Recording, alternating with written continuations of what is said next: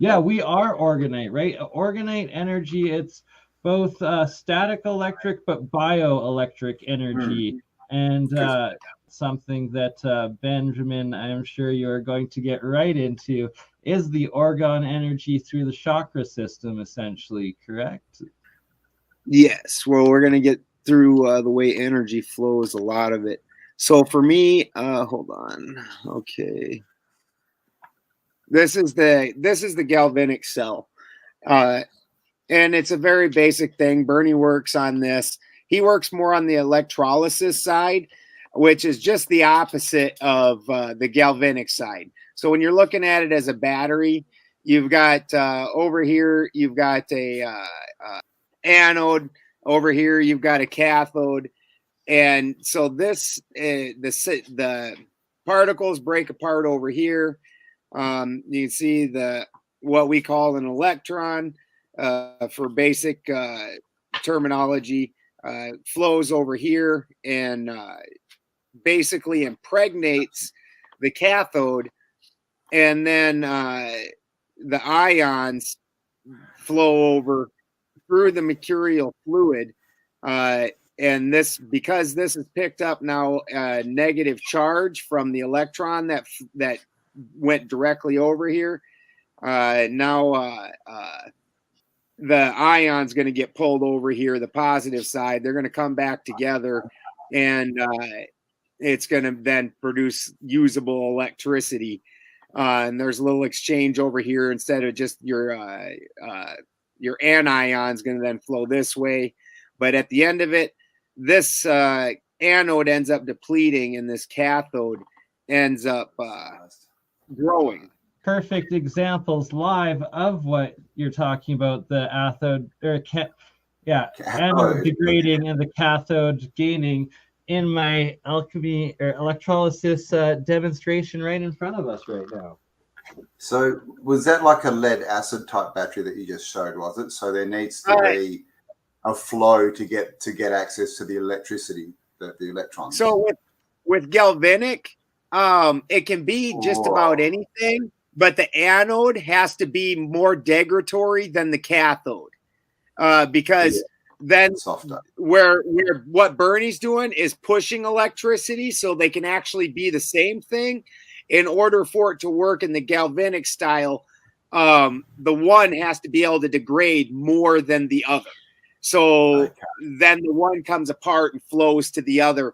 And then you can set up a series of these cathode to anode and make them more degradatory as it goes along. So when you're looking, okay, now then we all everybody here has the basics of alchemy understood. So we all know that the luminaries tie to different metals.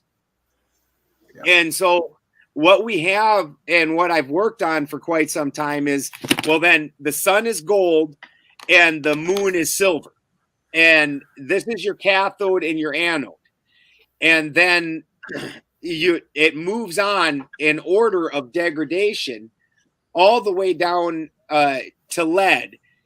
So what we have is a series of cells that are feeding the moon. And that's why the moon's the receiver of energy. And silver does that. It picks up radiation. And then this moon, when it fills with this radiation, becomes a full moon. Then it sends that off to the sun. It's basically an ejaculation. A lot of the legends tie that to the erect penis. So like,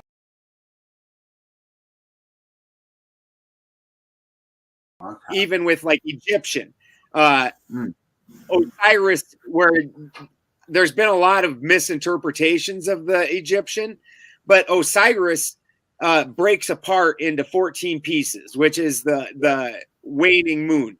And then he gets put back together in 14 pieces, which is the waxing moon, except for his penis, which Isis, the sun, uses to impregnate herself over and over again.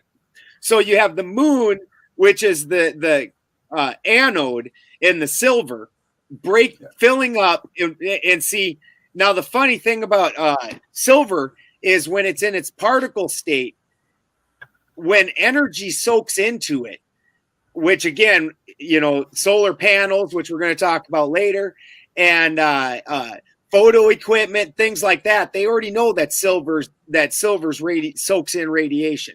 Well, when it does, that radiation forms bonds between the silver particles, and it ends up looking solid, which is what the moon's doing. That's why it's becoming more and more full as it's soaking in the radiation.